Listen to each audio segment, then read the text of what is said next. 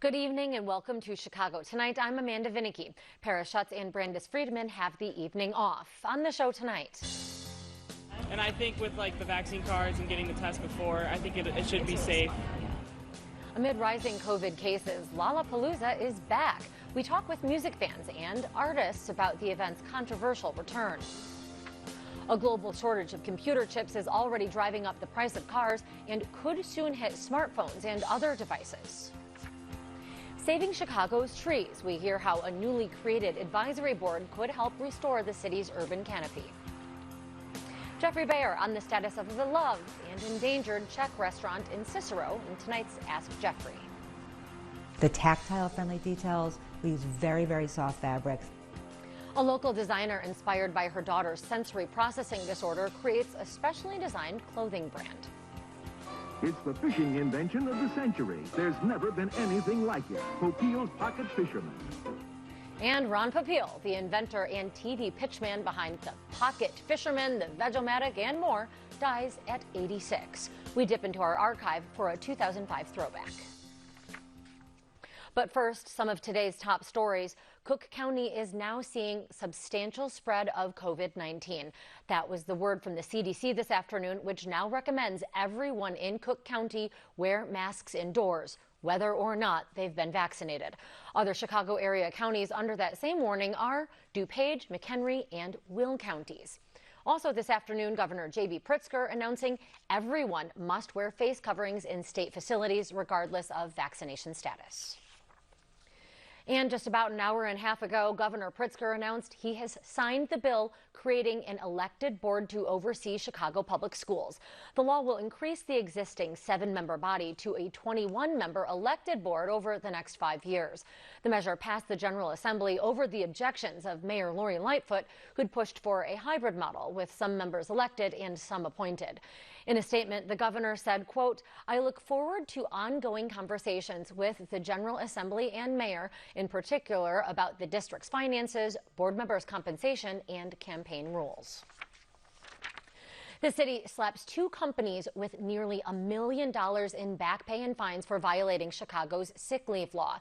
City officials announced Mondelez International, which makes Oreo cookies and Ritz crackers, among many other products, will pay $475,000 in restitution to employees, plus a $95,000 fine. Tri-City Foods, which owns Burger King's in Chicago, will pay nearly $460,000 in restitution and a $100,000 fine. That company is also involved in Alderman Ed Burke's corruption scandal. We've got more about that angle and the rest of this story on our website. Governor Pritzker signs legislation aimed at boosting affordable housing across Illinois. The law directs federal COVID relief funding toward building and rehabbing as many as 3,500 affordable units. It also creates tax credits and incentives aimed at creating and preserving affordable apartments and homes. Together, these are critical tools not only to address the need of more affordable housing, but also to address many of its root causes. Homelessness, support for our veterans community, support for domestic violence survivors, and others who are most vulnerable among us. Lollapalooza kicks off today after skipping celebrations last year. The 4-day music festival taking place in Grant Park is expected to draw more than 100,000 concertgoers per day. And it returns despite rising COVID cases. Arts correspondent Angel Ito spent the day there and gives us a look inside.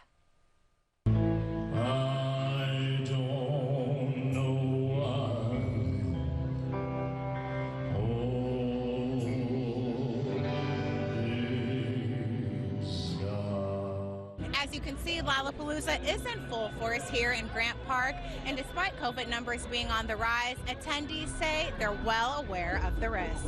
With coming to a music festival, and you even said this happening during the pandemic, everyone who came here knew the risks. Everybody knows what their situation is, and they know that when they go back home to do what they need to do. Lolla even said, when you get home, monitor yourself, and it's really up to the community responsibility. Is everyone up to their own knowing that when they go back home, they need to do what they need to do to keep themselves safe, people around them safe, family members, stuff like that. So it's kind of the responsibility of the people who are here. Now, Lolla goers are required to show their vaccination cards or a negative COVID test, and in return, receive a designated wristband. Thank you to Pritzker for making this happen, because I know, especially because of the Delta strain that was rising, I really didn't think it was going to happen, especially in the last 2 weeks. Yeah. But it really means a lot, and I know a lot of people wanted this to happen, and it's great to get a sense of normalcy again. It's different for me because I already had it and I'm vaccinated, so it's pretty rare for me to get it again. I'm not saying that it's like I can't get it, but being vaccinated makes a big difference at Lolla for sure. Who are you guys here to see? Like any Chicago artists or maybe like the bigger names? As for the artists performing, they say they're just happy to be able to feel the energy of a live audience again. We are equally excited as we are, equally conscientious about the state of the world right now as far as COVID goes. So I don't know that we could live with ourselves if, we couldn't come back to playing live music. I feel like music is something of a connector, something of a glue, and as far as cultures, multiculturally, and this must be. So I think that we understand the weight of what we're servicing. I love Lollapalooza! I love Lollapalooza! For Chicago Tonight, I'm Angel Ito. Music as a glue. We'll have more from Lollapalooza later in the program, but first, a look at the global chip shortage. That's right after this.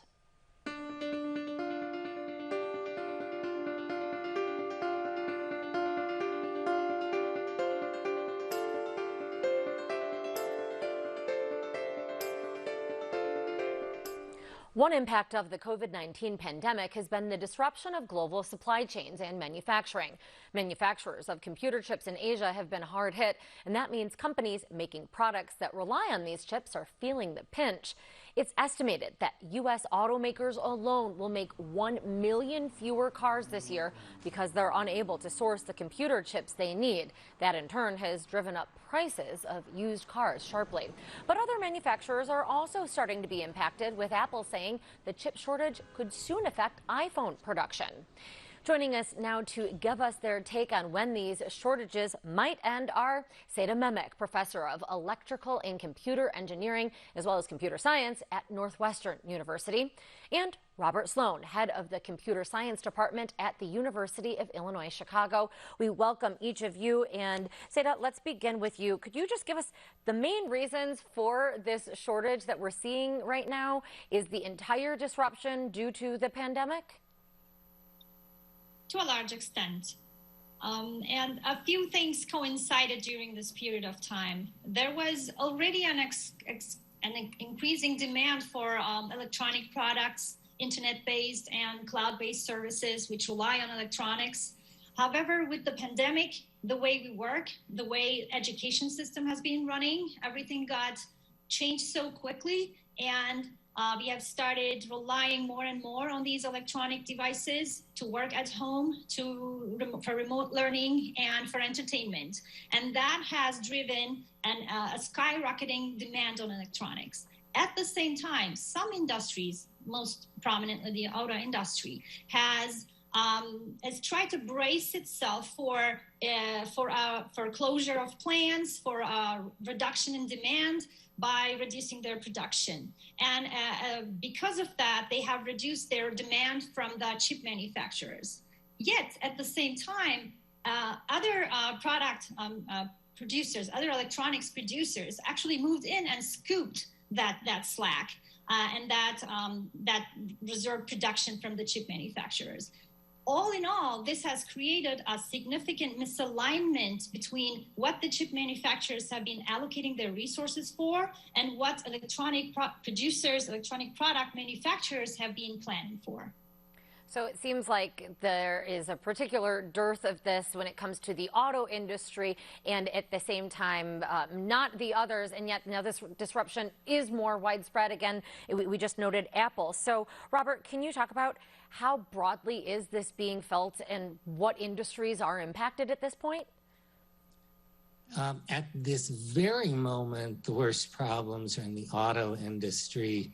in some ways brought on by themselves at the start of the pandemic when they slashed orders for chips, so they got rearranged. But everything else is right on the cusp, and any given month, smartphones, laptops, even printers. The one thing that's already in very short supply besides autos is very many are gaming consoles. If your teenager wants an Xbox, they will have to wait a while. So maybe not necessarily a devastating impact unless you're like 12 or 13 and really bored and wanting to play. Or need a car, or in another few months need almost any electronic gadget. There are very good chances this will get worse before it gets better. Yikes. Okay, so one of those, this is something that I feel like I'm without a limb if I don't have my phone alongside me, my smartphone, and Apple's share price taking a hit over fears that this chip shortage is going to hit them and other manufacturers of our devices. So what can you share with us about that, Seda? Keep those current phones running as long as possible? That might be an option, for sure. Well, take good care of your appliances. I might add, appliances will be another sector of products where there might be a severe hit due to such shortages. What sort of appliances? Yes, television sets, washers, dryers, everything in your household that has any type of intelligence in it. As well as medium to small scale manufacturers of personal laptop computers and desktop PCs. So can you explain, Robert, a little bit more about, we've talked about how maybe auto manufacturers made a bad bet when they scaled back the chips that they were ordering. Why is this now hitting other sectors? And at this point, why is this so prolonged? Because chips are a very slow moving business. I've seen estimates that cost $10 billion with a B dollars to stand up a new chip manufacturing plant. So it's not that if there's a surge in demand today, that next month or 6 months from now, there's a responsive surge in supply. There's a very big time lag in chips because of the cost and difficulty of establishing manufacturing plants. But Robert, presumably we are seeing manufacturing, or the places that make these chips, they are going to be increasing production, or they're trying. Is that happening? Yes, but the coming back online is slow. And for specifically the auto industry, as I already said, some of the orders that they gave up, other industry players captured and aren't available to the car makers right now. So driving up the price for new cars, but also then pressure driving up the price for used cars as well, rental cars everywhere. Now, Seda, how is this going to, do you expect, force companies to rethink their supply chains in the future? A couple things. One is a lot of companies, I think, will be now more willing to lobby for an enhanced and increased amount of production within the United States, and more larger investments into additional production plants everywhere around the world. That's one aspect. Another aspect is more communication between different sectors. I guess earlier the auto industry wasn't really coordinating and watching and talking to other sectors to try to figure out or plan ahead in terms of how to forecast things. That communication needs to be improved, and probably they will be working more on that. So much comes down to communication. So thank you for communicating to our audience all of that information. Our thanks to Seda Mehmek and Robert Sloan. Thank you. Thank you. Chicago Tonight producer Marissa Nelson spent today near Lollapalooza as the 4-day music festival kicked off. She spoke with Kiana DeStasse from the Chicago Loop Alliance and began by asking her how businesses in the Loop have been impacted by the pandemic.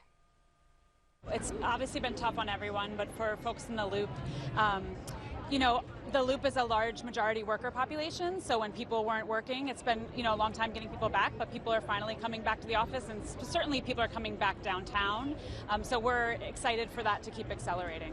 And how are businesses faring since the reopening? Are you seeing nearing typical levels? Yeah, well, we're definitely still not quite at typical levels yet, but it's building more and more, and some folks are doing great and getting back closer to capacity and things like that, but there's still rooms to go. Absolutely, and we're here, of course, for Lollapalooza. What impact does the festival have on businesses in the area, and is it a welcome boost after the year that it's been? Yeah, so Lollapalooza has traditionally been one of the highest weeks and weekends for pedestrians, specifically in the Loop and on State Street. So every year, well, in 2019, for example, we saw the highest pedestrian numbers on State Street for the entire year during the week of Lollapalooza. That was up 7% from the week previously during 2019. We expect the same thing this year. We expect that bump in terms of pedestrians. Absolutely, and with the festival, there's been concerns about the spread of COVID-19, the Delta variant. Are business owners concerned about what the rise in COVID cases could mean for business? I think folks are really, you know, leaving up to the people who are throwing the event for Lollapalooza and our city officials to make those decisions in terms of the health of the event. It sounds like they're taking the precautions that they need. And in terms of business owners, I think folks are excited to have people back in the Loop and to see, you know, a lot of people haven't been down to the Loop, some in months or maybe over a year in ways that they normally would. So this is a great opportunity for people to come down and experience the city and remember what they miss about it. Absolutely. And another event downtown, Sundays on State. It's a new program that the Alliance started to help bring people back downtown. What can you tell us about that event and how's it been going so far? Yeah, so Sundays on State has been going very well. I should note that this weekend, because of Lollapalooza, we are not having Sundays on State. But next weekend, August 8th, and then we're not having one August 15th, but after that, we'll be having them through September 12th. Sundays on State is an opportunity, like we were saying, to get back down in the Loop and to experience the city you may have missed. There's arts and culture, local attractions, retail, active recreation. There's people doing crazy stuff on the street. It's just a really good time to re-experience your city. Absolutely. And last question for you. We talked about sort of having fewer people working downtown, the impact that has taken on businesses. Are there concerns where owners thinking about ways that they might have to pivot with some companies deciding to go hybrid or say completely remote? I think folks are, you know, after the year plus we've had, ready to be ready for anything. But people are really rebuilding in their own ways in terms of their businesses, how they need to change things, how structures of how people in the office are changing. But the Loop in the city of Chicago is one of the most vibrant business districts in this country and the world. And we know that we're going to be able to make the pivots necessary to keep it that vibrant place. And later in the program, Marissa will have more on Lollapalooza, including the relationship between the music festival and Chicago's independent music venues. Former real estate agent Dina Lewis moved from New York City to Chicago in 2018. Soon after, she decided to pursue a professional endeavor that was personal to her: designing clothing for kids with special sensory needs. Chicago Tonight's Evan Garcia recently visited the design studio of Minor Details clothing brand to learn more. Here's another look. 9-year-old Hannah Lewis lives with sensory processing disorder, a condition that can affect how the brain processes stimuli or things you feel through senses like touch, sight, and sound. Hannah's mom, Dina Lewis, says she noticed changes in her daughter around age 3.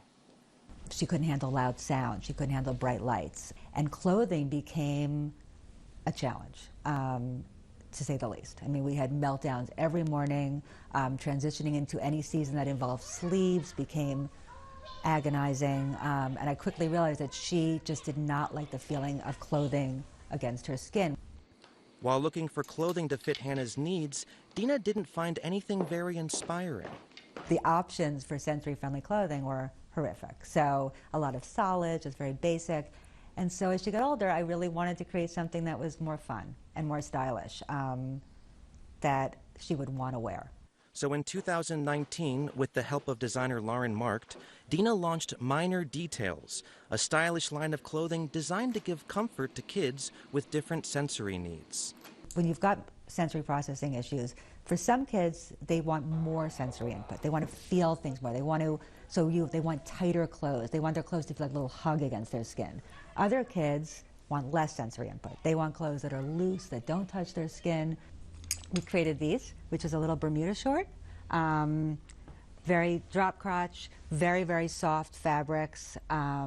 We did all of our seams, our serge seams, so they're actually very sort of low impact against the skin. They don't really create much friction. We did not, actually I'll show you here, we did not do any tags on the clothing. Like some adults that find weighted blankets therapeutic, this jacket is specially designed for weights. And then when you open it, you've actually find small pockets all throughout the jacket. These can accommodate weights for kids who use weighted clothing. I say they can also accommodate raisins for kids who don't. So whatever you want. At the Delicious Design League, a creative studio where kids make graphics for minor details, Hannah proudly promotes her mother's brand. So what I like about the clothes is how comfortable they are and how it solved my sensory processing disorder. Occupational therapist Karen Differ says for some children, comfortable clothing can make a big difference. So many of the kids that I work with in my practice are just really sensitive individuals. What that might mean is that they have a really hard time just being happy, functional kids when their clothes feel too scratchy or too itchy. For now, people can find minor details threads online, and in future lines, Dina plans to make her clothing even more inclusive.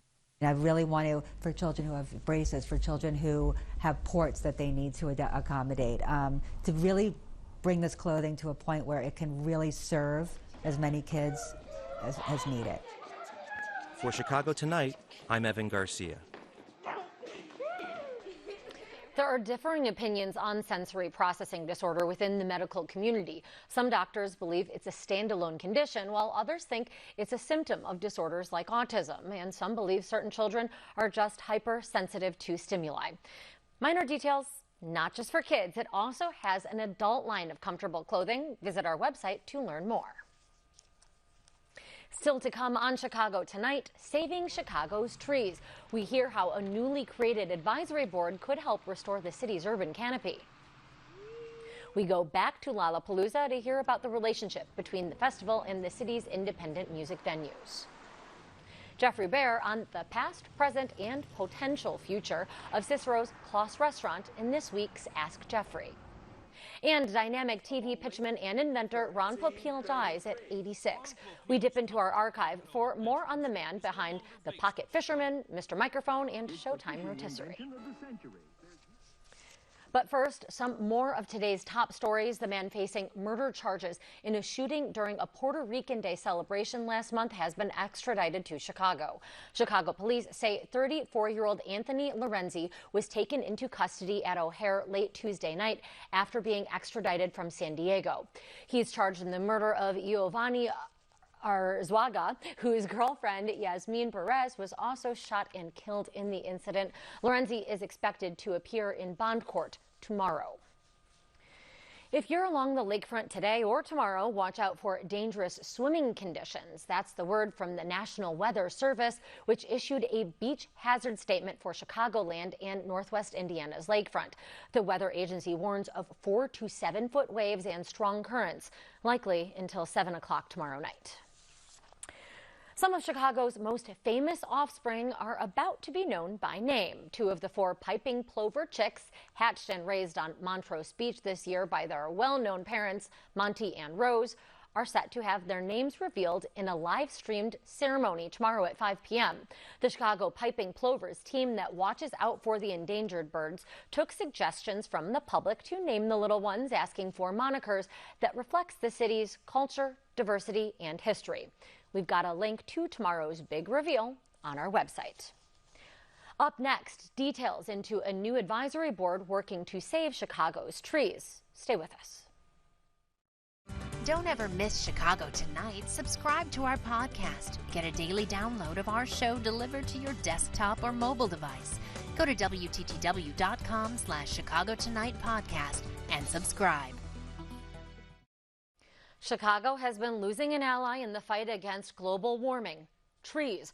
The City Council has unanimously approved an ordinance to create an urban forestry advisory board charged with strategically caring for Chicago's urban canopy. Advocates are calling it a big win for the city's trees. And joining us to discuss the current state of Chicago's urban forestry and more are Daniela Pereira. She is Vice President of Community Conservation at Open Lands, and Raed Mansour, Director for the Office of Innovation at the Chicago Department of Public Health. We appreciate each of you joining us. Daniela, let's start with you. Why does Chicago need an advisory board overseeing the city's tree population? You know, the formation of this board is a really crucial step in managing for climate change, for green infrastructure, for so many benefits that we actually receive from trees. And it's really unfortunate that over the last decade, we have reduced that from 19% of a tree canopy to 16% tree canopy. And that's, you know, we're more aligned with a desert city than we are with a grassland city, which should have at least a minimum canopy of 20%. So, you know, really empowering this board to take on important community policy decisions, you know, utilizing those citizen advisors, forestry experts, and all the administrators from the city agencies. They will be able to come up with different policy solutions, potential work on best practices on working together, and then perhaps even looking for new and diverse funding to support their agencies and what we could do with the city of Chicago. Agencies also in the county. So, Raed, let's bring you in. What role do you envision for the Department of Public Health? Well, we're very supportive of the new board, and we want to be available to assist in any way that accomplishes their mission. So one of the things that we were brought into the conversation with Open Lands, with the Nature Conservancy, and with the Chicago Region Trees Initiative is how do you bring in public health into the tree equity work that they've been long doing with the community. And so, you know, there's a natural intersection between health equity and tree equity. And I think that's where we started our conversation. And it developed into something just great relationships in how we can better address tree equity using a public health lens. And we'll get back to that in just a bit. But first, I want to get more into why we're focusing on this in the first place. You said that Chicago's down to 16%. I believe that's according to a survey by the Morton Arboretum. It should be 20%. How long might it take for Chicago to get there? Can you, in general, Daniela, describe to us the state of trees in Chicago? We know we've lost a lot to what? Emerald ash borer? Are there other reasons that we're seeing so many trees fall in Chicago? Well, right now there's limited protections for trees in general. So even healthy trees can be removed if, you know, say that you have a water main replacement or even with lead service line replacements. But aldermen have the privilege to be able to take down any tree that they want for any of their constituents. And over the last 10 years, we have found more than 10,000 trees per year are removed, and this is like a net number, are removed from our streets. So this does not include the parks, this does not include school grounds, this does not include private property. And it's really hard to envision what 10,000 street trees look like, but to give you a really quick idea, if you have about 15 trees on a regular city block, you would have to remove all the trees from Howard Street in up north in Rogers Park, imagine Western, coming down Western, all the way to 95th Street in Beverly, and then coming up another 20 miles again to the north side. That's 40 miles, linear miles of street trees that come out every year in Chicago. And we need to make amends on, we're not planting that many trees. So how do we get to a positive number in making sure we're caring for these trees in the long term. Wow, that is quite a large swath. And Raed, we're seeing this more in certain parts of the city than others. You've done some research into tree equity. What are your findings? Well, it really depends on location, as Daniela pointed out, and you can look at it citywide. And you can look at it within the census tracts, even drilling down to that level, not zip code or just community area. And it really depends on the data you use. So, you know, acquiring their tree data, the CRTI's LIDAR tree census data, and adding it to our public health measures, we started seeing correlations depending on how you weigh each one. And we found the strongest correlations with asthma, with social vulnerability, with economic hardship, with traffic, with particulate matter, with surface temperature, and flooding.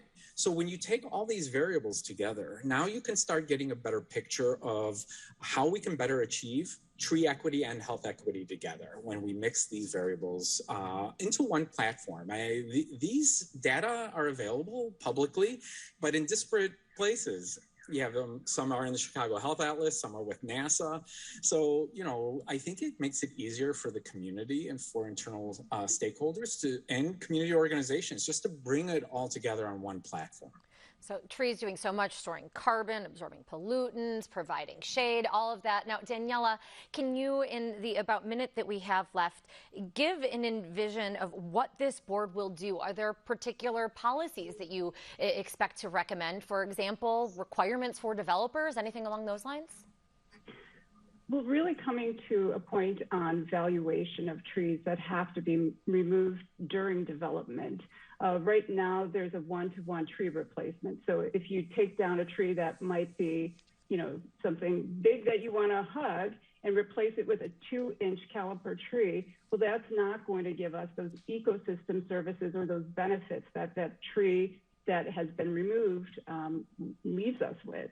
And so coming up with a better methodology around how many trees do we actually need to plant when we're removing healthy live trees, because trees are an appreciating asset, and they're one of the only appreciating assets that we have in our city. And to think about removing those, I mean, that's millions and millions of dollars every year that we're losing in terms of a lot of those beneficial impacts that Raed had just mentioned. And this advisory board will certainly be tasked with fighting that mission for the trees, and on behalf of all of Chicago's residents, I'm afraid we're going to have to uproot, if you will, our discussion there. Our thanks so much to Daniela Pereira and Raed Mansour. Take care. Chicago Tonight producer Marissa Nelson spent today near Lollapalooza as the music festival kicked off in Grant Park. She spoke with Chris Bauman from the Chicago Independent Venue League and began by asking about the relationship between Lollapalooza and the city's indie concert venues. So Lollapalooza is really a celebration every year of Chicago music and the great Chicago music fans we have in the city. I think they're probably the greatest in the world.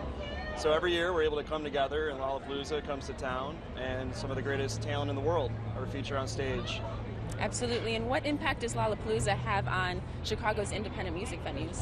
So Lollapalooza is really cool because after Lollapalooza, the after shows are all featured at Chicago's independent music venues, which is really neat. So some of the biggest talent in the world is then put on the stages, Chicago stages, very small cap rooms compared to the large 70,000, 100,000 stages that you're going to see at Lollapalooza. You're able to see those bands on the independent stages in Chicago in very small setting, intimate setting.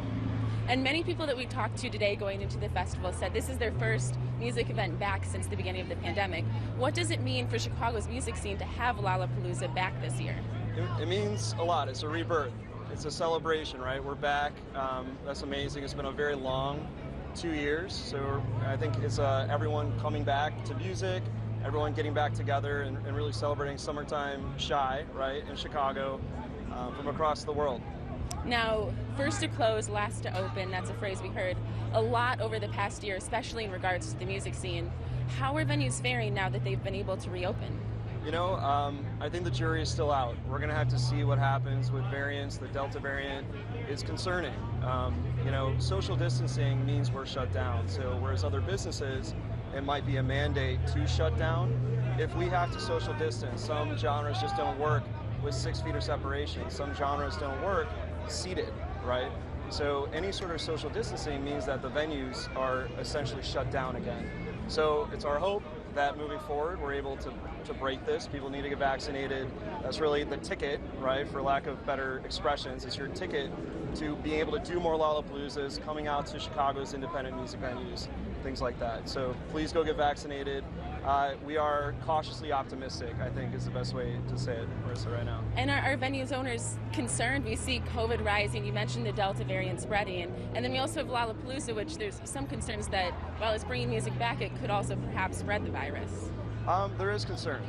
There's definitely concern, but at the same time, unfortunately, we're finding that COVID spreads even to vaccinated people, different variants. So it's looking more and more like this is a flu that's here to stay type thing, and people need to get vaccinated in order to not die from this disease and to prevent serious illness.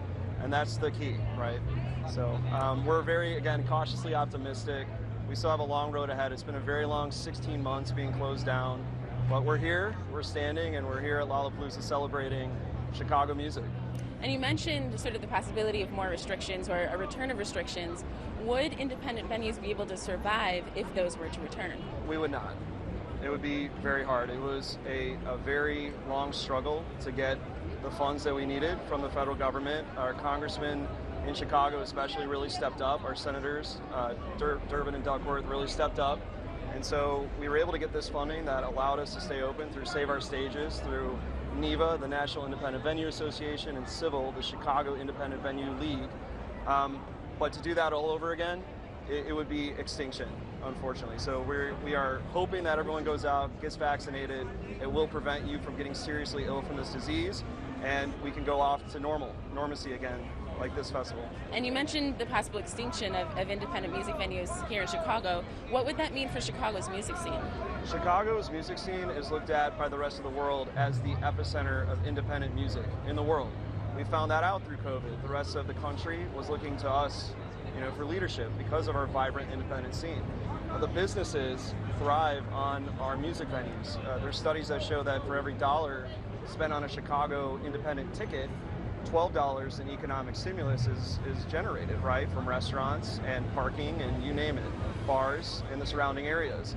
So aside from economic damage, cultural damage, we are known as a cultural destination. We are arts and music culture in Chicago. It would be tragic, very tragic. And you mentioned the Save Our Stages campaign. As the pandemic continues, is there more support that independent venues need in order to survive, especially if restrictions return? You know what? I think it's important that everyone understands that it's not over, right? Some people think that because we're at Cubs games again or at Lollapalooza that this is over, but we still have a long road ahead. We're celebrating, that we're here right now, but we need to defeat this virus and get back to normalcy. Up next, the potential future of Cicero's Kloss restaurant in this week's Ask Jeffrey. But first, a look at the weather.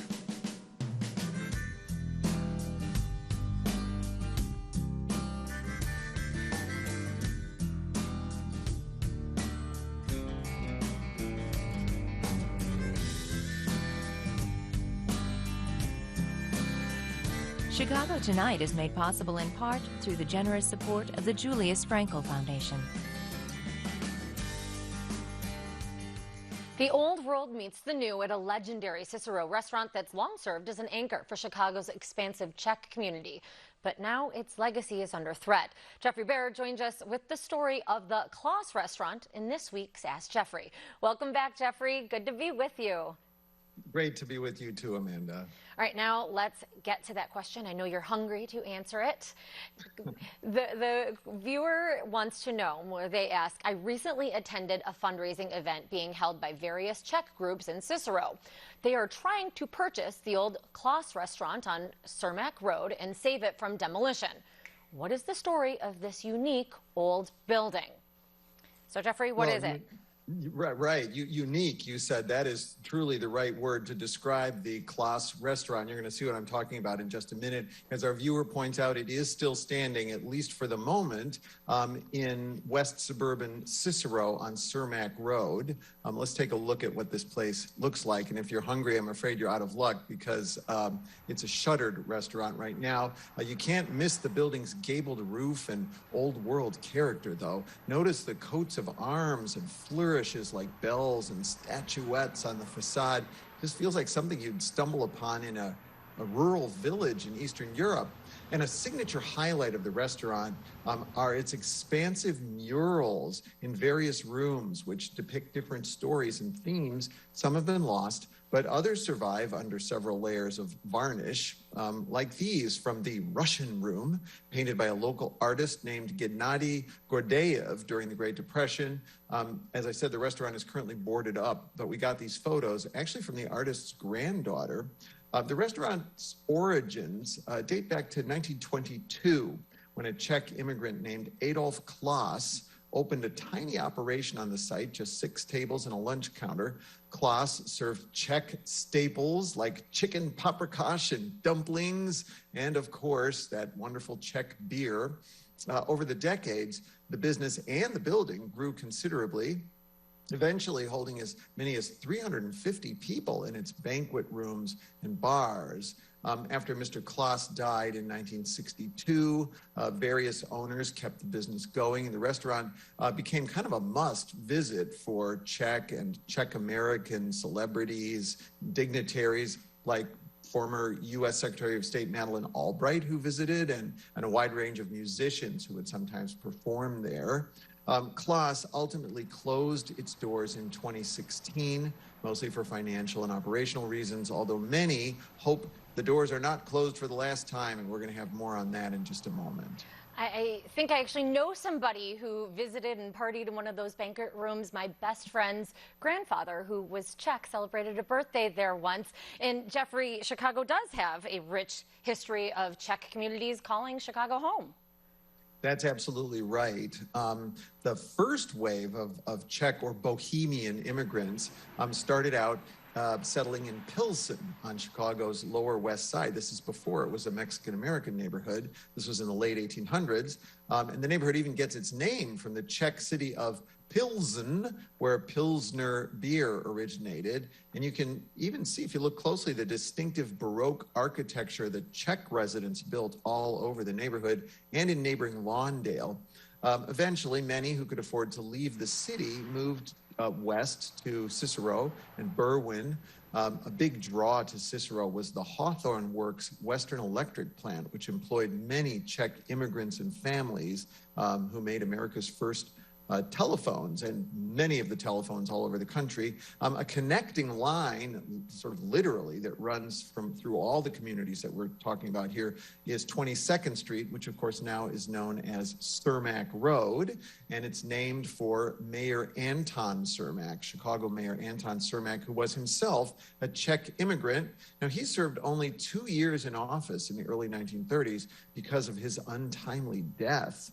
Cermak was shot and killed in Miami, Florida, while he was appearing with President-elect Franklin Delano Roosevelt. An assassin was actually aiming for FDR, but he missed.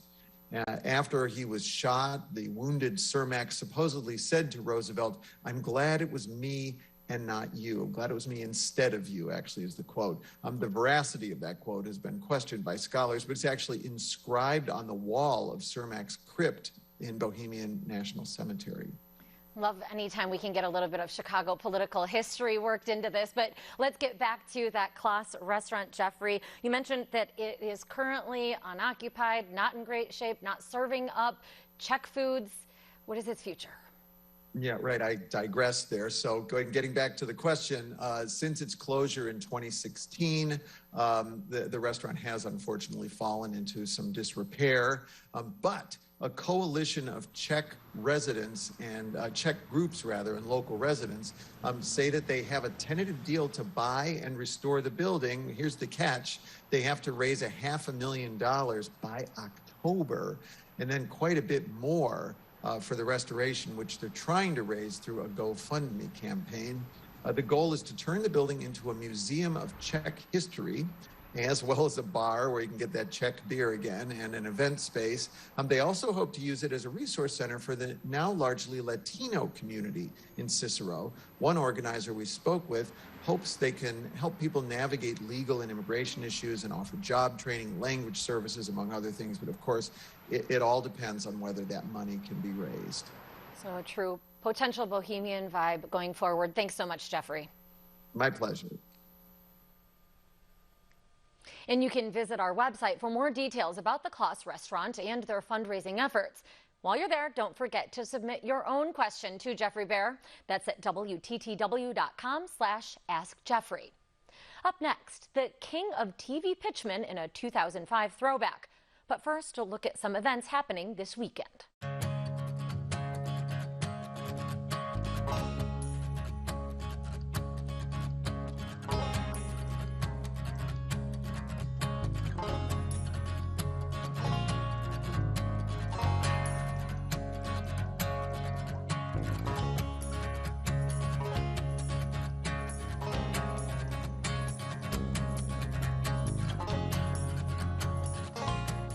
Ron Popeil has been described as an incessant inventor and perpetual pitchman of late-night television.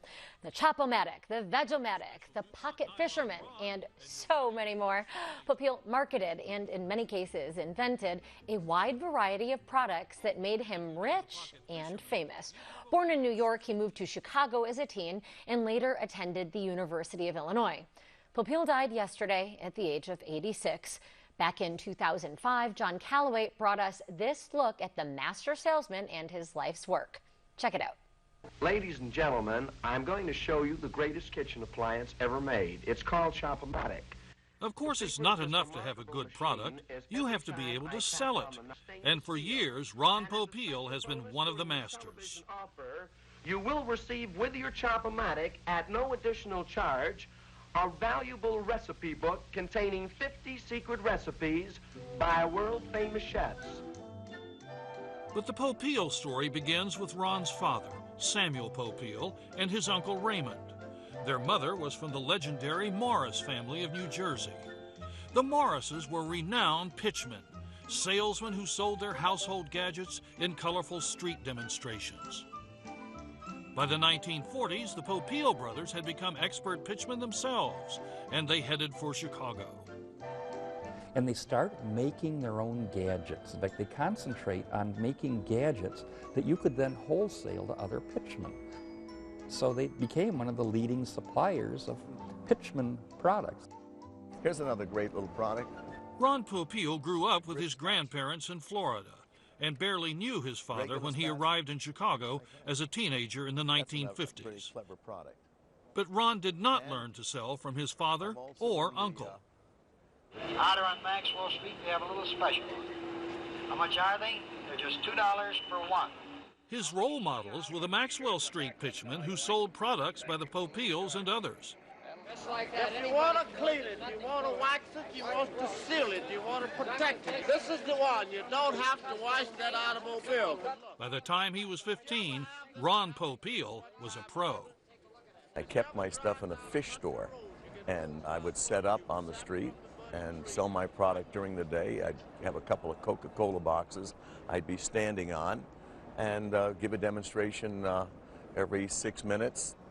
Take 4 minutes to collect all the money and do that all day long until mid-afternoon, at which time I would fold up everything, put everything back in the fish store, and go home and count the money. He'd get the biggest crowds. He used to pitch down at Woolworth's during the week, down at State and Washington Street, and people would just come and just watch all lunchtime long and watch him demonstrate. But it wasn't the pocket fisherman that made the Popeils famous, or even the Veg-O-Matic. It was television. In the 1950s, the new medium needed a new kind of advertising. Everyone likes coleslaw, everyone that is except Mother. The reason she doesn't like it because she's the one that's got to make it on that old grater.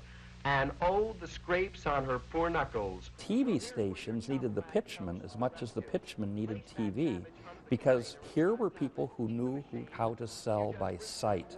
So soon, TV was just filled with former Maxwell Street County Fair pitchmen. The answer to all your problems is in this little bottle. Vitamita Benjamin.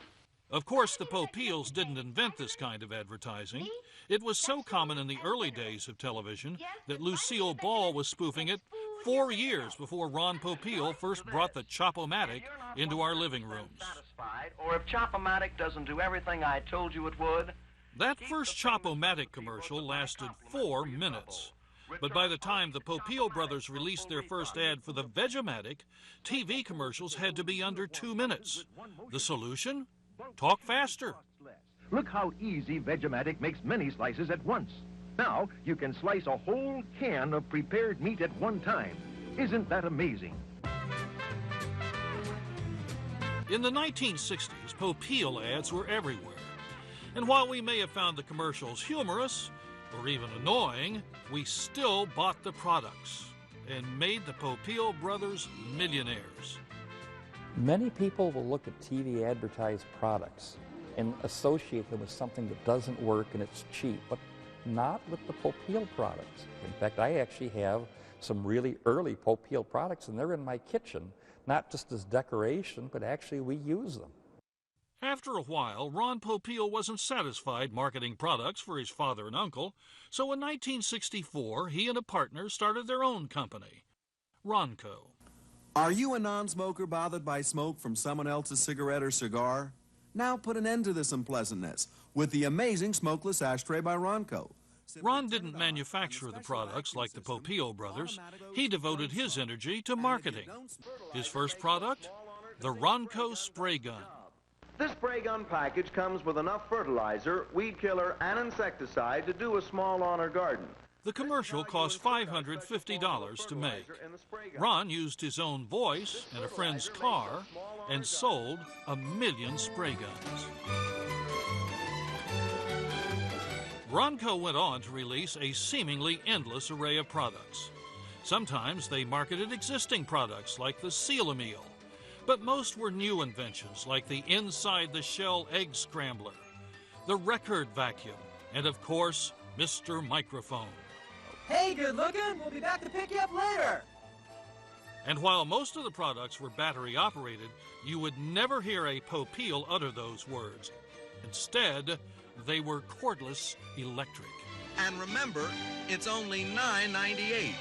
After a while, the success of Popeil and Ronco wasn't only making them rich, it was also making them celebrities.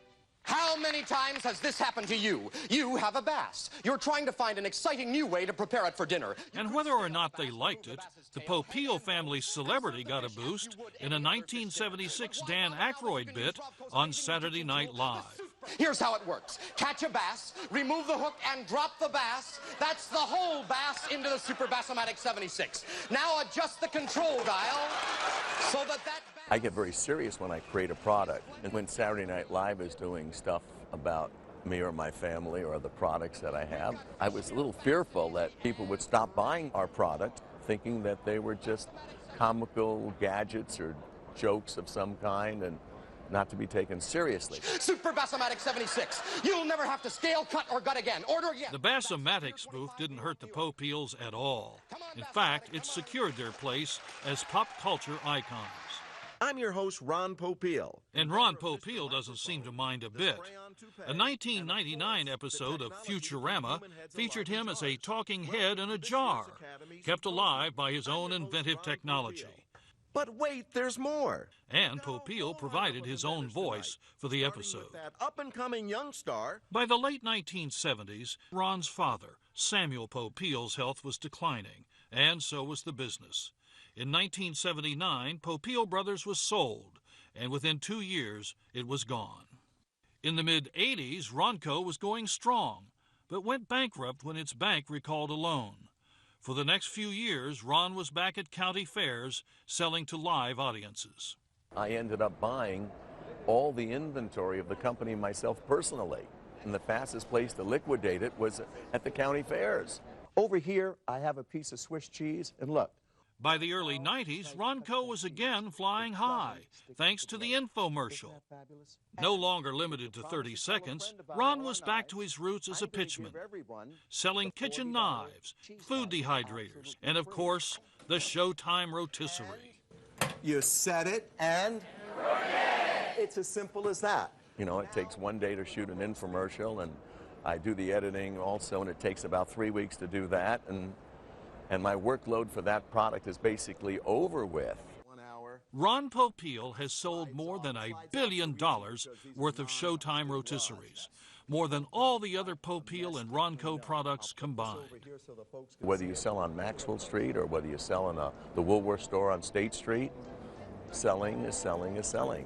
And fortunately, I had products that the people like. Remember, you receive all items, the Chop-O-Matic and the famous recipe book, all for $2.98. Now here's your announcer to tell you how to order. Again, that was a 2005 episode of Chicago Stories on Ron Popeil, who died yesterday at 86. But wait, there's more Chicago Tonight, that is. Back to wrap things up right after this.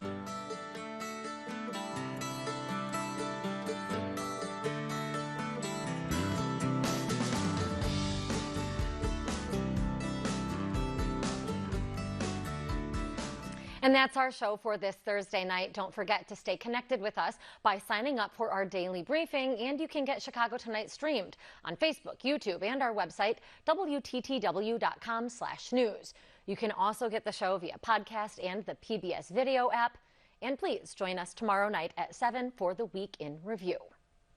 Now, for all of us here at Chicago Tonight, I'm Amanda Vinicky. Thank you for watching. Stay healthy and safe, and good night.